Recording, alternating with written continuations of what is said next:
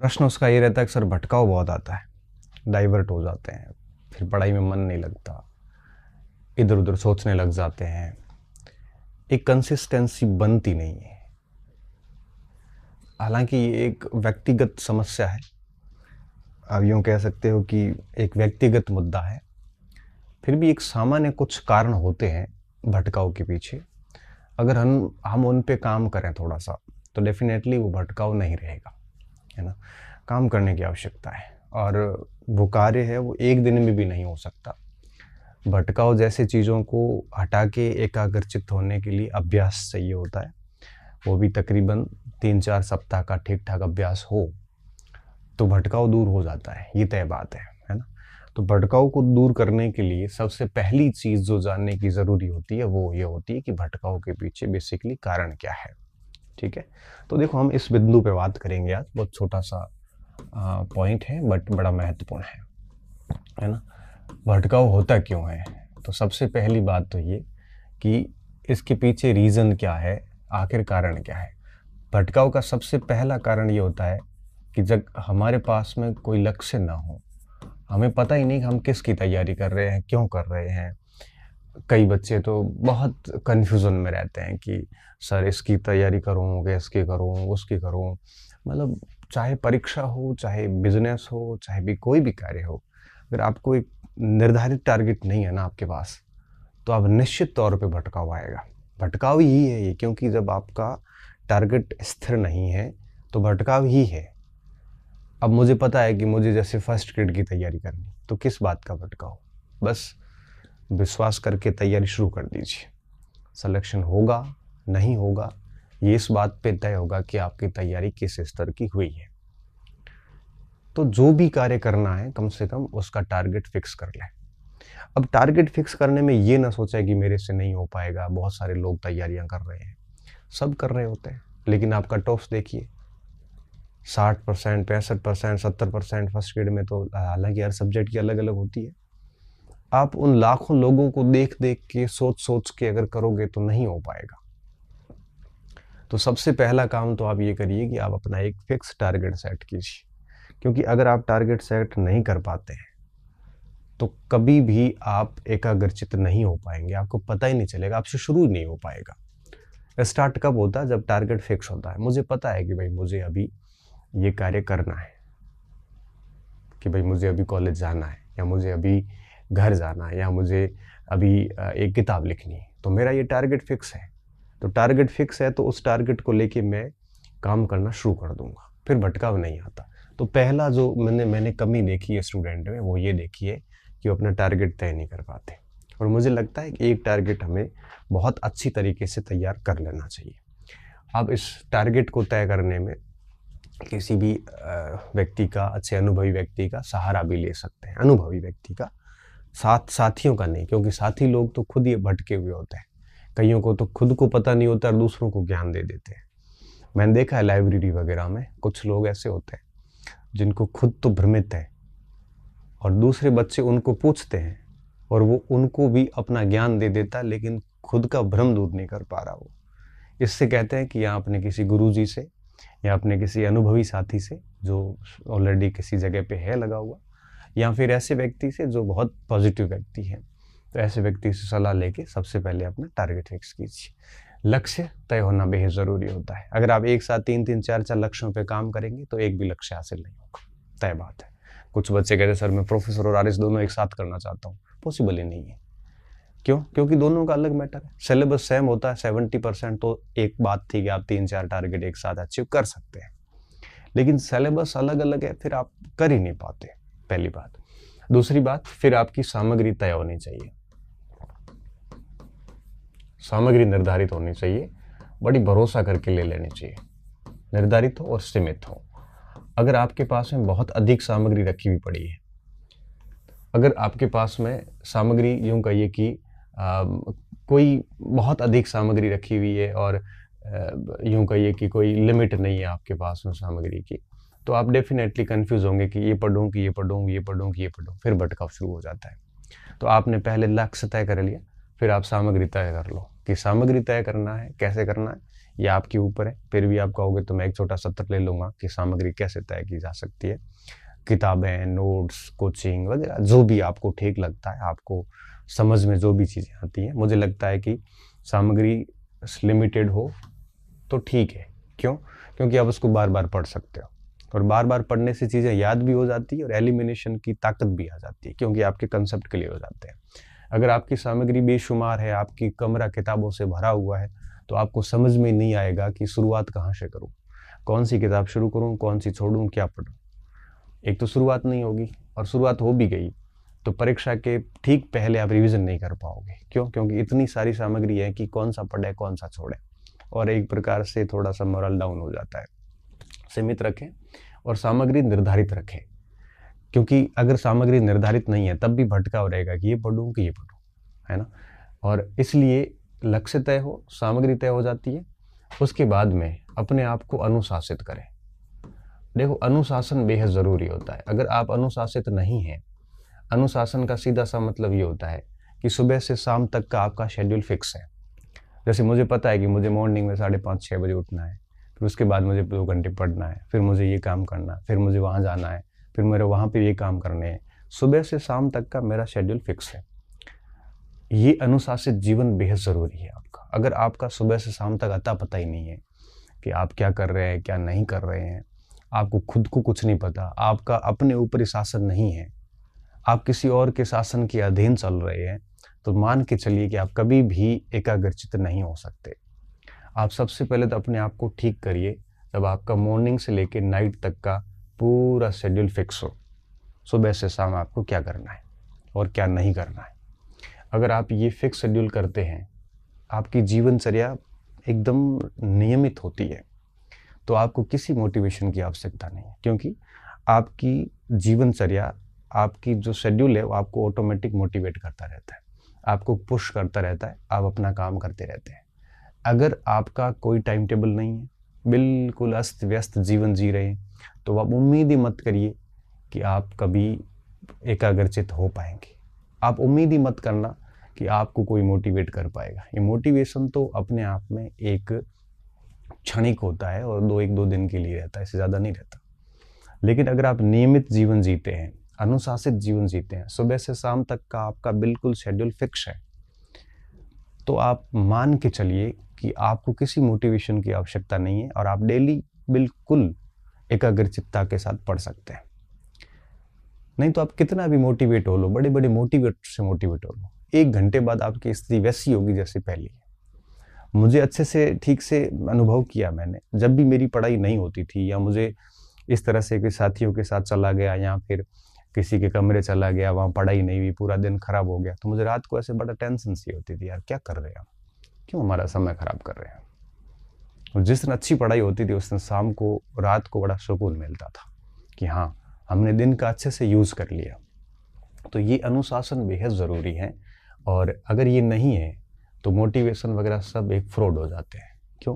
क्योंकि बिना अनुशासन के, बिना नियमित जीवनचर्या के एक विद्यार्थी ही नहीं बल्कि कोई भी व्यक्ति हो, कोई भी चीज़ें काम नहीं करेगी। आपके पास अनुशासन होना चाहिए, मॉर्निंग से लेकर नाइट तक का कंप्लीट शेड्यूल होना चाहिए।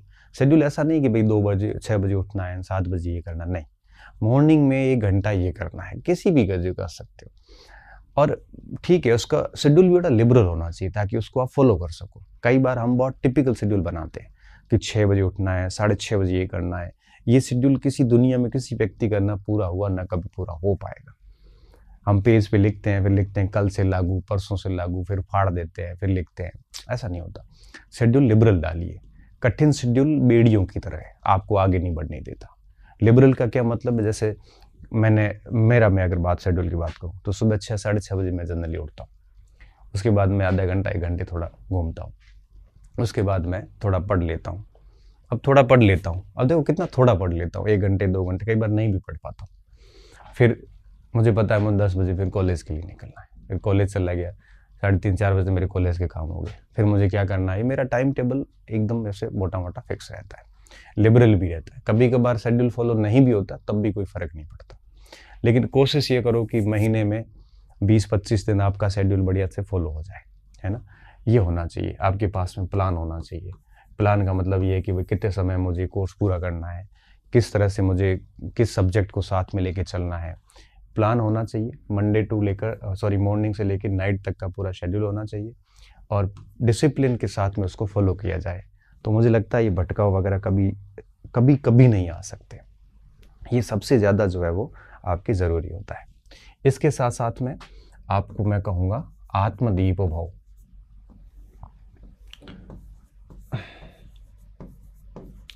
इसका क्या मतलब है? इसका मतलब होता है कि कोई भी डाउट आता है, कोई भी आपकी संशय आता है, तो हरगिज़ प्रयास ये कीजिए कि आप अपनी समस्या का समाधान खुद करें। कोई भर्ती को लेके आ गया तो कोई नियमावली इधर उधर देख लें, कोई कंटेंट को लेके कोई डाउट आ गया कि किसी जगह 1866 है, किसी जगह 1867 लिखा हुआ है, तो गूगल पे 15-20 मिनट माथापौड़ी कर लीजिए, अच्छी किताबों से माथापौड़ी कर लीजिए। कोशिश खुद करिए। कहीं पे भी डाउट रहता है, कहीं पे भी संशय रहता है, उसका उत्तर खुद निकालने की कोशिश कीजिए, ताकि आप 10 बातें और सीखोगे। आप उस संशय को क्लियर करने के चक्कर में 15-20 मिनट और बढ़िया चीज़ें सीख लोगे आप। तो खुद कोशिश ये कीजिए कि आप अपने समाधान खुद करें। इससे क्या होगा, आपको ज्ञान लेने की आवश्यकता नहीं। कई बच्चे ऐसे होते हैं तो बहुत अधिक ज्ञान ले लेते हैं, मेरे से सुन लिया, किसी और से सुन लिया, किसी और से सुन लिया, ऐसे करते करते बड़े ज्ञानी हो जाते हैं। और जो व्यक्ति जितना ज्ञानी होगा उतना अधिक भ्रम में रहेगा। ये ज्ञान आप किताबों का ले सकते हैं, भर्ती के नियमों का, कब भर्तियाँ आएगी, कट ऑफ क्या रहेगी, किसमें क्या नियम है, इनके अधिक ज्ञान आप जितना अधिक ज्ञान लोगे उतना आप फंसोगे, ये तय बात है। इसलिए आप अधिक ज्ञान न लें, है ना। जैसे किसी सामग्री क्या पढ़नी है, कई लोग इस पे अधिक ज्ञान ले लेते हैं कि उस किताब में ये कमी, इसमें ये कमी। कई देखना आप लाइब्रेरी में बहुत बड़े बड़े ज्ञानी लोग भरे पड़े हैं, उनको हर किताब के बारे में पता है, किस किताब में कमी क्या है, खूबी क्या है, क्योंकि हर जगह उन्होंने डिस्कशन कर करके सुन रखा है, पढ़ा नहीं है। पता उनका व्यक्तिगत वो ज्ञान नहीं है, वो 4 लोगों से बात करते हैं, क्योंकि ऐसे लोग बहुत सामाजिक लोग होते हैं। पर मैं मानता हूं कि एक स्टूडेंट जब सामाजिक होगा तो वो फेल ही होगा, सीधी सी बात है। हमें कभी भी सामाजिक ज़्यादा नहीं होना चाहिए। सामाजिक होने का मतलब है कि पूरे दिन डिस्कशन करना लोगों से, स्टूडेंट से। अब जैसे मैं एक स्टूडेंट हूँ और एक सामाजिक हूँ, मान लो, तो मैं दिन में 10-20 से तो बात करूंगा ही, और 10-20 की रिव्यू मैं सुनूंगा, मेरे बात दिमाग में आएगी, ये ज्ञान मैं किसी और को जाके दे दूंगा कि इस किताब में ये कमी, उस किताब में खुद ने भली मत पढ़ी हो। लेकिन इस तरह से सोशल होने के बाद कई ऐसे बड़े ज्ञानवान लोग बैठे हैं, पुराने पंडित है वो सारे और अनुभवी भी है, क्योंकि नौकरी तो लगती नहीं है। ऐसे इतना ज्ञान अर्जित किया है कि वो बस ज्ञान देते ही रहते हैं बस। तो कम से कम आप ऐसे लोगों से बचें, खुद इतने ज़्यादा सोशल ना हो, बस अपनी पढ़ाई में ध्यान रखें और अपना डाउट अपने खुद से क्लियर करें। आपके पास में मोबाइल है, आपके पास में सारे संसाधन हैं वर्तमान में, आप बड़े आराम से अपने डाउट का सलूशन खुद कर सकते हैं। जितना खुद डाउट का सलूशन करोगे उतना ही बढ़िया होगा। वो 15 चीज़ें सीखने को मिलेगी, कॉन्फिडेंस भी आएगा, क्योंकि खुद ने पढ़ा है, खुद ने देखा है उसको, प्लस आप आत्मनिर्भर हो जाएंगे। ये सबसे बड़ी बातें होती है जो स्टूडेंट को ध्यान रखनी होती है। आत्मनिर्भर होना बहुत ज़रूरी है। आप हर छोटी मोटी बात के लिए दूसरों पे क्यों निर्भर होना, क्यों किसी को फालतू आपको एक प्रकार से है वो पूछते रहना है। तो हमें कोशिश करनी है कि अपने डाउट्स का समाधान आप खुद करें, और आपको लगता है कि बहुत प्रयास करने के बाद में भी समाधान नहीं मिल रहा है, तब आप किसी शिक्षक से पूछ लें कि सर बहुत प्रयास कर लिए, समाधान नहीं मिला, अब आप हेल्प कर लीजिए। और बहुत ज़रूरी समाधान हो तो पूछ लो आप। बाकी ज्ञान लेने से बचें, मैं तो यही कहूँगा। ज्ञान लेने का मतलब है कि पूरे दिन पढ़ाई के अलावा सारी चीज़ें हासिल करना, कोई मतलब नहीं है। ये सब बेकार की चीज़ें, परीक्षा में ये बातें नहीं आएगी, ये आपको कभी भी एनरिच नहीं करेगी, ये आपका कभी भी विकास नहीं करेगी, आपको पीछे ले जाएगी। आप सामाजिक होने से बचें, सामाजिक नहीं हो, ज़्यादा कम से कम संपर्क रखें लोगों से, कम से कम संपर्क। आपका पब्लिक अपीयरेंस कम से कम होना चाहिए, क्योंकि जितना आप लोगों के लिए सुलभ रहेंगे उतनी आपकी वैल्यू कम होती जाएगी। आप कांटेक्ट बहुत कम रखें, क्योंकि बहुत अधिक कांटेक्ट आपको डिस्टर्बेंस करेंगे, आपको ज्ञान दे देंगे। बहुत अधिक संपर्क ज्ञान भी देते हैं, बहुत अधिक संपर्क आपको डिस्टर्ब भी करते हैं, और बहुत अधिक कांटेक्ट आपको भटकाते भी हैं। तो लिमिटेड लोगों से कांटेक्ट रखें। क्यों? परीक्षा आपको देनी है। आपकी बुद्धि और बहुत अधिक लोगों की बुद्धि समान नहीं है। हर व्यक्ति का आचरण अलग होता है, हर व्यक्ति का पढ़ने का तरीका अलग होता है, बहुत भिन्नताएं होती हैं। इसलिए कोशिश करें कम से कम संपर्क रखें। जिस लाइब्रेरी में बहुत ज़्यादा लोग आपके जान पहचान के हो गए हैं, तो कोशिश करें कि आप वहाँ से निकल जाएं। क्यों? क्योंकि अधिक संपर्क हो चुके हैं और अधिक संपर्क अब आपको पढ़ने नहीं देंगे। ठीक है, तो ये अधिक संपर्क ना रखें, आत्मनिर्भर रहें। और सबसे लास्ट बात कि कल अपने हाथ में नहीं है तो ज़्यादा ना सोचें, ओवर थिंकिंग ना करें। बस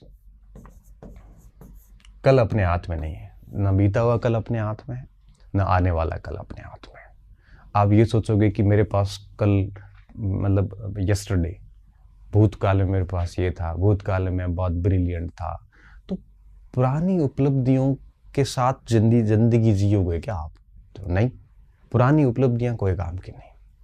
अच्छा, मान लो पुराना समय बड़ा खराब गुजरा हुआ आपका, तो उसका रोना रोने से क्या होगा? फिर भूल जाओ उसको आप। अच्छा है पास्ट तो भी भूल जाओ, बुरा रहा है तब भी भूल जाओ आप। हाँ, ये है कि थोड़ा मोटिवेट होते हैं तो पास्ट याद कर सकते हैं कि मैं क्या था और क्या हुआ, तो थोड़ा सा व्यक्ति की चेतना जागृत होती है। आने वाला कल भी आपके हाथ में नहीं, आपके हाथ में सिर्फ आज है। आज जैसी मेहनत करोगी वैसा कल होने वाला है। इसलिए ओवर थिंकिंग से बचने का प्रयास करना चाहिए और कुछ नहीं। ठीक है, कोशिश करनी चाहिए कि परिणाम के बारे में ना सोचें, रिजल्ट के बारे में ना सोचें, परीक्षाओं के बारे में ना सोचें। बस इतना सोचें कि मैं एक लक्ष्य लेके तैयारी कर रहा हूँ और क्या मैं इस परीक्षा के लिए रेडी हूँ कि नहीं हूँ। कई बच्चे जैसे मुझे पूछते हैं, सर भर्ती कब आएगी? मेरे मन में ही प्रश्न आता, मैं उसको कहता तो नहीं हूँ कि क्या आपकी तैयारी पूरी है? आज अगर वैकेंसी आ जाए तो क्या आपने सच में सिलेबस पढ़ लिया है? क्या आपने 5-7 बार रिवीजन कर लिया है? क्या आपने पुराने प्रश्नों से अभ्यास किया है?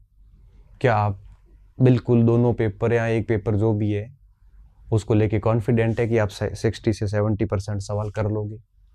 अगर नहीं है तो हमें भर्ती का इंतज़ार नहीं करना चाहिए, बल्कि हमें अपने आप को तैयार करना चाहिए, क्योंकि वैकेंसी तो आएगी। हम जब बिस्मार्क को पढ़ते हैं तो उसमें आता है कि सेडोवा का युद्ध होने वाला था ऑस्ट्रिया और प्रसा के बीच में, और युद्ध कब होगा ये ऑस्ट्रिया को आइडिया नहीं था, लेकिन बिस्मार्क ने उसकी तैयारियां 1863 से शुरू कर ली थी, जबकि 1863 में प्रसा और ऑस्ट्रिया के अच्छे संबंध थे। बावजूद उसके बिस्मार्क पहले से तैयारियां में लग गया था और विश्व खेमे को अपने पक्ष में करने के काम शुरू कर दिए थे उसने। चाहे रूस को उसने अपने पक्ष में लिया हो, चाहे फ्रांस को तटस्थ किया हो, चाहे सार्डिनिया के साथ गुप्त समझौता किया हो। उसको पता था कभी न कभी तो युद्ध होगा, क्योंकि जब तक ऑस्ट्रिया हारेगा नहीं तब तक जर्मनी का एकीकरण हो नहीं सकता। आप सोचिए कि कितना पहले से वो तैयार था। उसको पता है कभी न कभी तो होगा, तो आपको भी पता है कभी न कभी तो भर्ती आएगी, परीक्षा भी होगी। तो क्यों इन प्रश्नों में उलझना? क्यों इन प्रश्नों के उत्तर के लिए लोगों से ज्ञान लेना? क्यों मटेरियल के लिए लोगों से ज्ञान लेना? आप खुद अपना चयन कीजिए, आप दूसरों के ऊपर क्यों निर्भर हैं? और अगर आप ये बातें आप अप्लाई करते हैं, मैं मानता हूँ इनमें से 2-3 भी कर लेना, मैंने 5 बातें बताई है, तो मैं आपको विश्वास के साथ कह सकता हूँ एक शानदार स्टूडेंट बन के निकलेंगे और आप असफल नहीं होंगे, ये तय बात है। बस टारगेट फिक्स कीजिए, सामग्री तय कीजिए और अनुशासन रखिए। सुबह से शाम तक का प्लान फिक्स रखिए डेली का। बीच में 1-2 दिन डिस्टर्ब होता है तो भी कोई फ़र्क नहीं पड़ता। कोशिश कीजिए कि ज़्यादा से ज़्यादा आपके पढ़ाई हो, ये संपर्क कम हो, सामाजिक नहीं होने चाहिए। आप आत्मनिर्भर हो, लोगों से ज्ञान नहीं लें, कोशिश यही करें और खुद की शंकाओं का समाधान खुद करें और फिर ओवर थिंकिंग नहीं करें। क्यों? क्योंकि आने वाला कल हमारे हाथ में नहीं है। गुजरा हुआ कल भले उपलब्धियों वाला हो चाहे बुरे अनुभवों वाला हो, ज़्यादा कोई काम का नहीं है, क्योंकि वो जा चुका है, उसको आप बदल नहीं सकते। तो कोशिश कीजिए कि आप एक अच्छे स्टूडेंट बने। अच्छे स्टूडेंट बनेंगे तो अपने आप चीज़ें ठीक होती जाती है। फिर आपको ना मोटिवेशन की ज़्यादा आवश्यकता होती है, ना ये कोई नेगेटिव थॉट्स भी नहीं आते। जब आप अपने आप को सुबह से शाम तक बिजी रखते हैं तो डेफिनेटली ये चीज़ें, बाकी ये नकारात्मकता आती भी नहीं है ना।